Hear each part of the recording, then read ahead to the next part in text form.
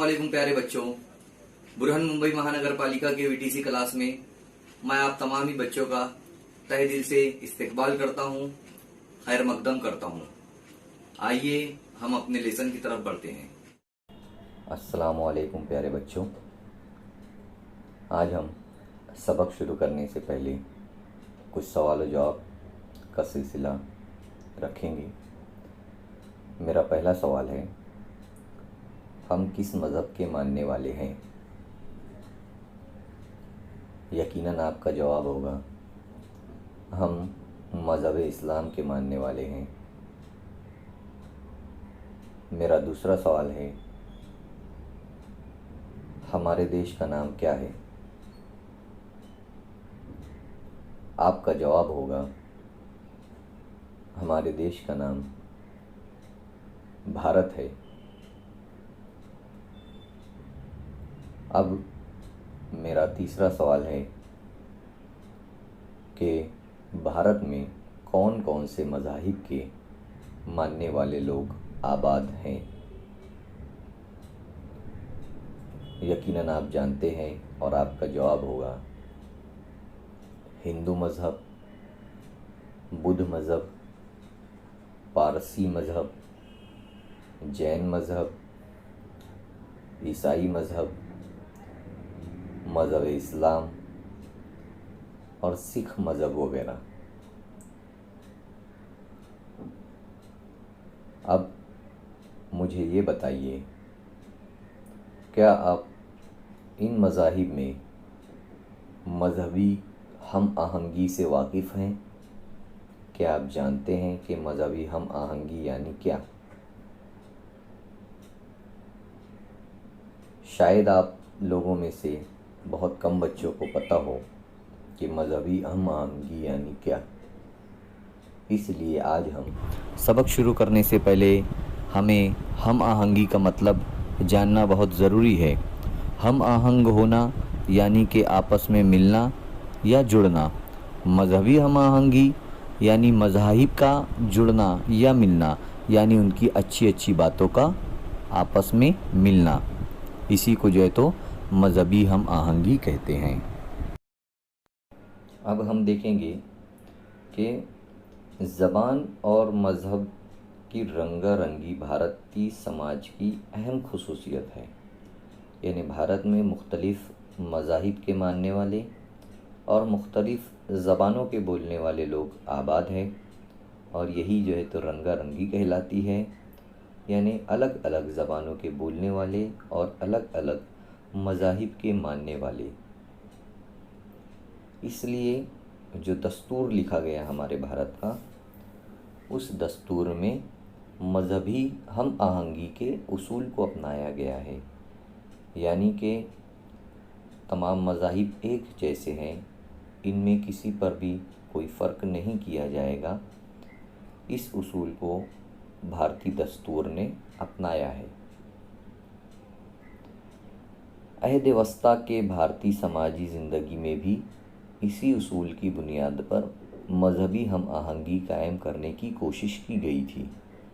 अहद वस्ता का दौर यानी कि राजा महाराजाओं का दौर। उस वक्त जो राजा महाराजा लोग थे, उन लोगों ने भी मज़हबी हम आहंगी के उसूल को अपनाया था। और उस वक्त जो संत, जो उलमाए किराम थे, उन्होंने भी मज़हबी हम आहंगी यानी तमाम मज़ाहिब बराबर है और सब मिलजुल कर रहेंगे, इस उसूल को जो है तो अपनाया था। इनकी कोशिशों के नतीजे में भक्ति तहरीक, सिख मज़हब, सूफ़ी फ़िरके को अपने अपने समाजी गुरों में अहम मुकाम हासिल हुआ था। यानी उस वक्त भक्ति तहरीक को हिंदू मज़हब में, सिख मज़हब में और सूफ़ी फ़िरके इस्लाम मज़हब में जो है तो अपने अपने मुकाम पर एक जो उसको अहम मुकाम मिला था। यानी लोगों ने इसमें बढ़ चढ़ कर हिस्सा लिया था, और ये इनकी वजह से मज़हबी हम आहंगी बढ़ी थी, मज़हबी हम आहंगी पैदा हुई थी। भक्ति तहरीक की वजह से, सिख मज़हब की वजह से और सूफ़ी फ़िरके की वजह से अहद वस्ता के दौर में, यानी 8 सदी से लेकर 14 सदी तक जो दौर था वो अहद वस्ता कहलाता है। तो उस दौर में जो है तो ये कामों को किया गया था। भारत के मुख्तलिफ़ इलाक़ों में मुख्तलिफ़ नज़रियात को फ़रोग़ हासिल हुआ है। मुख्तलिफ़ नज़रियात, अलग अलग नज़रिया, हर एक का अपना अपना एक नज़रिया होता है। कोई भक्ति तहरीक को मानने लगा, कोई सूफ़ी फ़िरके को जो है तो मानने लगा, किसी ने सिख मज़हब को इख्तियार किया। तो अलग अलग नज़रियात जो है तो सब लोगों के होने लगे। जैसा इन नज़रियात के तहत खुदा की इबादत के साथ साथ मजहबी और फ़िरका वाराना हम आहंगी पर ज़ोर दिया गया। तमाम लोगों ने इस बात पर ज़ोर दिया कि हम खुदा की इबादत करेंगे और साथ ही साथ दूसरे मज़ाहिब का एहतराम करेंगे, उनके साथ भी जो है तो मिलजुल कर रहेंगे। ये जो है तो उस वक्त ऐसा फ़ाइनल किया गया। और भारत में लोगों के मजहबी ज़िंदगी में मुफ़ाक़ात अमल, जिसे कहा गया है कर्म कांड, और ब्रह्म ज्ञान यानी खुदा की मार्फत, यानी कि खुदा से अकीदत, खुदा के करीब जाना, खुदा की असल बातों को मालूम करना, उसे मानना। अहद वस्ता में इन दोनों की जगह भक्ति यानी अकीदत को अहमियत हासिल हो गई। अकीदत को जो है तो ज़्यादा ज़ोर दिया गया। इसकी बनिस्बत कर्म कांड की जगह और ब्रह्म ज्ञान की जगह पर भक्ति तहरीक यानी अकीदत को जो है तो ज़्यादा अहमियत दी गई। इस भक्ति मार्ग में यानी राह भक्ति अकीदत के रास्ते में, राह अकीदत यानी अकीदत के रास्ते में हुकूक के इम्तियाज़ को गैर ज़रूरी अहमियत हासिल ना होने की वजह से मजहबी हम आहंगी को मज़ीद तहरीक मिली। यानी इस तहरीक में ना तो कोई अदना था ना कोई आला, यानी तमाम लोग जो है तो बराबर थे। इसलिए इस तहरीक को ज़्यादा तक़वियत मिली, यानी ये तहरीक और मज़ीद बढ़ी। भारत के मुख्तलिफ़ सूबों में यानी मुख्तलिफ़ इलाक़ों में मुकामी हालात के मुताबिक अकीदत पर मबनी मुख्तलिफ़ फ़िरके नज़र आते थे। यानी जिसको जो मानना होता था वो लोग जो है तो उन खुदाओं को, उन देवताओं को जो है तो माना करते थे अलग अलग इलाक़ों में भारत के। भारत बहुत बड़ा है। इन फ़िरक़ों ने रवायती संस्कृत की बजाय अवामी ज़बान का इस्तेमाल किया। वहाँ पर जो है तो अवामी ज़बान का इस्तेमाल किया जाता था। जहाँ पर मराठी बोली जाती थी वहाँ पर मराठी ज़बान में इनको बढ़ाया गया, भक्ति तहरीक को, सूफ़ी फ़िरके को अलग अलग ज़बानों में। इसी तरह जहाँ उर्दू ज़बान का रिवाज था वहाँ उर्दू बोली जाने लगी। जहाँ पर फ़ारसी ज़बान बोली जाती थी वहाँ पर फ़ारसी ज़बान में लोगों को तालीम दी गई मज़हब की।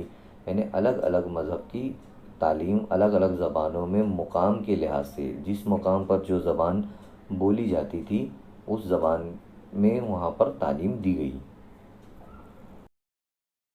इस सबक में हम चंद बातों पर तवज्जो देंगे, जैसे भक्ति तहरीक, सिख मज़हब और सूफ़ी फ़िरके।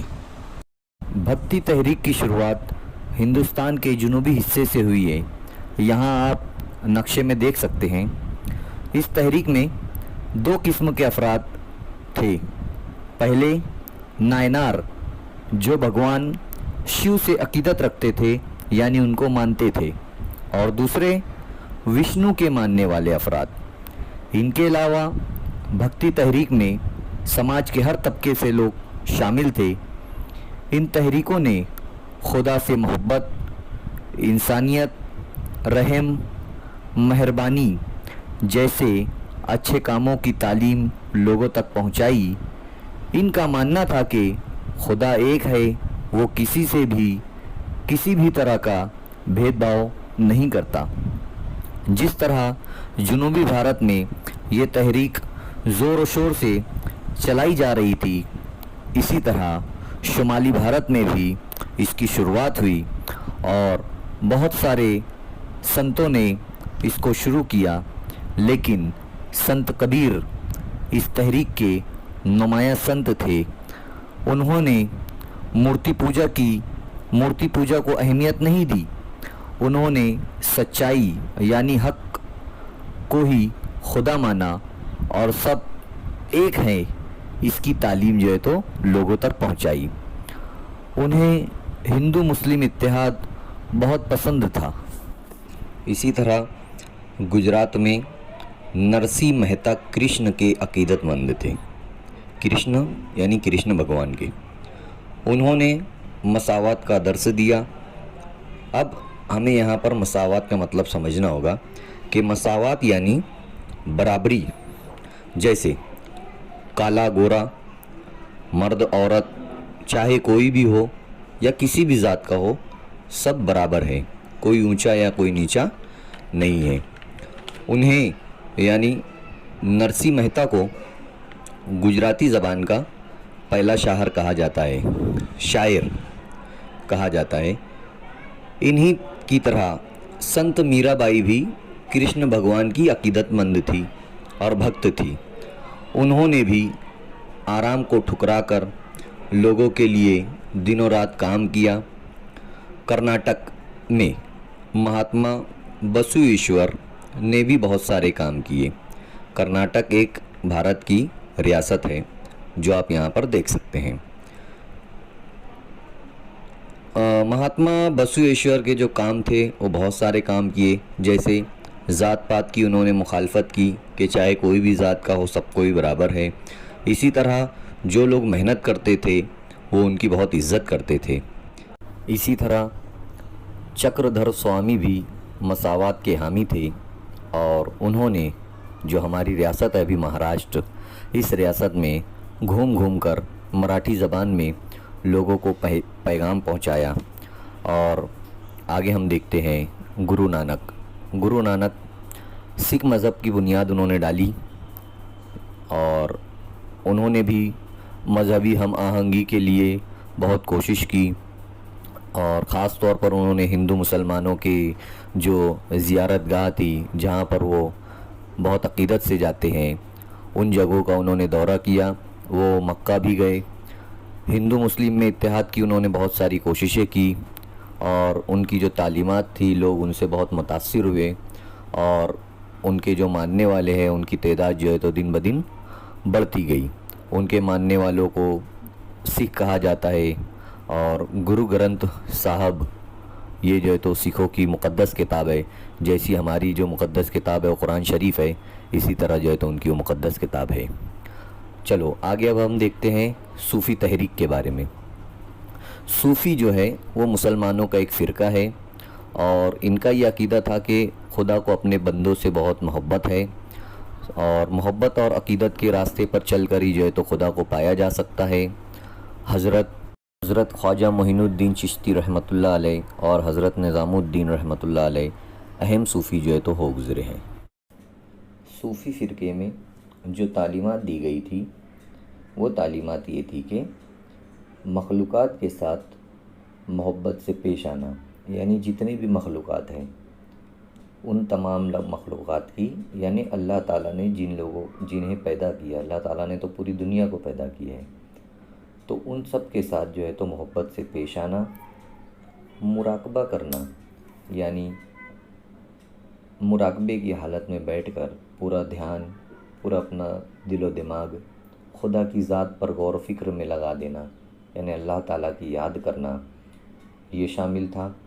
साथ ही साथ सादगी से ज़िंदगी बसर करना, ना बहुत ज़्यादा रुपये पैसों की हवस करना, ना बहुत ज़्यादा माल दौलत इकट्ठा करना और ना ही जो है तो उसका गलत इस्तेमाल करना, अनाज का ज़ख़ीरा ना करना, ये तमाम चीज़ें जो है तो यहाँ पर शामिल थी। सूफ़ी संतों की तालीमात की वजह से हिंदुस्तान में हिंदू और मुसलमानों में यकजहती पैदा हुई, यानी तमाम लोग जो है तो मिलजुल कर रहने लगे, भाईचारा पैदा हुआ, एक दूसरे के साथ अच्छी तरीके से जो है तो रहने लगे।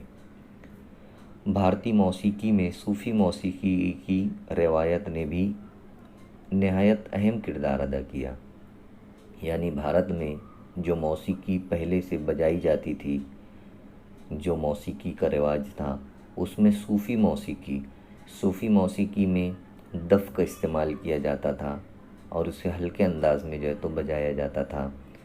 आप लोग अगर यूट्यूब पर सर्च करेंगे तो आप लोगों को वो सूफ़ी मौसीकी के बारे में जो है तो मालूमात मिलेगी, जो उस वक्त राइज थी, यानी उस वक्त लोग उसके गाते थे, उसका इस्तेमाल किया करते थे।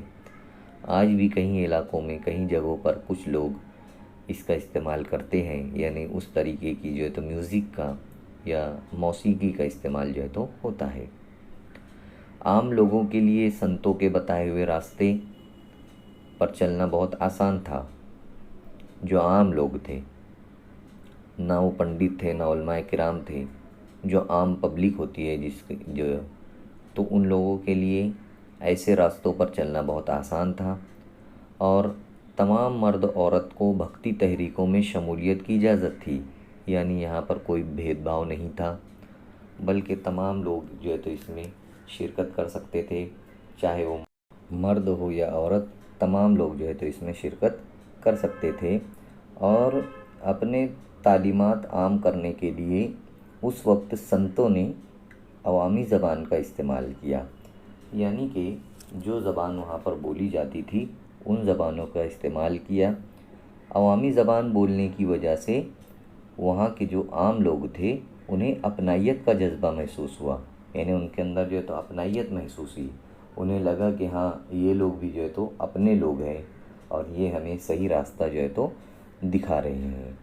तो भारतीय जो सकाफ़त है उसकी तश्कील में भक्ति तहरीक का बड़ा हिस्सा रहा है। यानी आज जो हम भारत देख रहे हैं इसमें भक्ति तहरीक जो है तो बहुत अहम रही है और उसकी वजह से, सूफ़ी फ़िरक़े की वजह से, इन तमाम लोगों की वजह से, संतों की वजह से, उलमाए किराम की वजह से आज जो भारत में हम आहंगी नज़र आ रही है, ये इन लोगों की वजह से ही जो है तो हमें दिखती है। यहाँ हमें जो बीच के सफ़हात में क्या आप जानते हैं ऐसा दिया हुआ है, उसे समझना भी बहुत ज़रूरी है।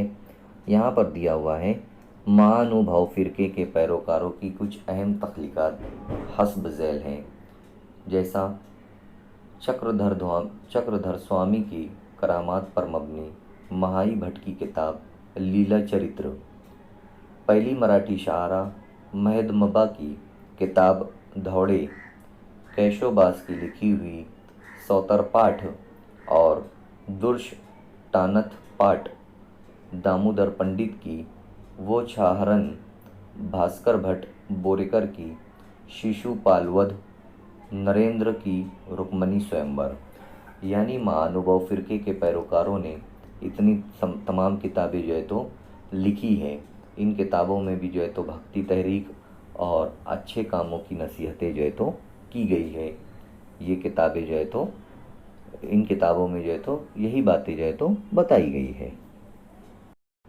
साथ ही साथ दूसरा यहाँ पर दिया हुआ है, क्या आप जानते हैं, आपको तस्वीर में नज़र आ रहा है, यहाँ लिखा हुआ है, महाराष्ट्र में संत एकनाथ का लिखा हुआ हिंदू और मुसलमान के माबैन मुकालमा मजहबी हम आहंगी के नुक्ते नज़र से बहुत अहम माना जाता है। यानी संत एकनाथ ने जो है तो हिंदू और मज़हब के दरमियान जो है तो बातचीत पर कुछ लेख लिखा हुआ है, उसका जो है तो यहाँ पर जिक्र किया गया है कि हिंदू और मुसलमान जो है तो किस तरह से मिलजुल कर रहते हैं। उसी के साथ साथ संत शेख मोहम्मद का मशहूर कौल, यानी अच्छी बात में क्या लिखा हुआ है वहाँ पर, वहाँ लिखा हुआ है, शेख मोहम्मद ओविंद त्याचे हरदई गोविंद।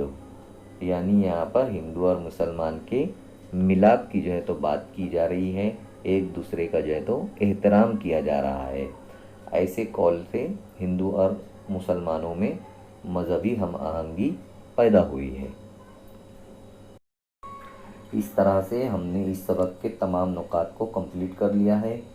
अब आप लोग मश्क में देख सकते हैं कि मश्क में बाहमी ताल्लुक़ तलाश करके लिखिए, ये एक सरगर्मी दी गई है।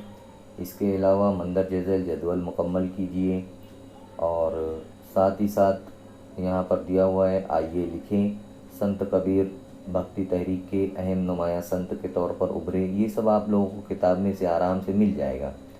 और एक दूसरा दिया हुआ है वहाँ पर महात्मा बसवेश्वर के कारनामों के समाज पर असरात। ये तमाम सवालात के जवाब आप लोगों को यहाँ पर मिल जाएगी। और चौकोन में संतों के छुपे हुए नाम भी आपको तलाश करना है, ये आराम से बैठकर आप लोग कर सकते हैं। सरगर्मी दी हुई है कि आप लोग जो है तो मौसीकी, जो सूफी मौसीकी है उसकी रवायत का कोई गीत हासिल करके अपने स्कूल में जो सकाफ़ती प्रोग्राम होते हैं उन प्रोग्रामों में आप लोग इन्हें पेश कर सकते हैं। यहाँ पर ऐसा कहा गया है, ऐसी सरगर्मी को आप लोगों को करना है। तो इस तरीके से ये सबक के तमाम नुकात मुकम्मल होने के बाद जो है तो यहाँ पर हमारा सबक कंप्लीट होता है, मुकम्मल होता है। उम्मीद करता हूँ कि इस सबक के तमाम ही जो पॉइंट्स थे वो आप लोगों को समझ में आए होंगे। इस सबक के आखिर में बहुत सारी मश्क दी हुई है, सवालात के जवाब दिए हुए हैं। आप लोगों का काम जो है तो उसको करना है।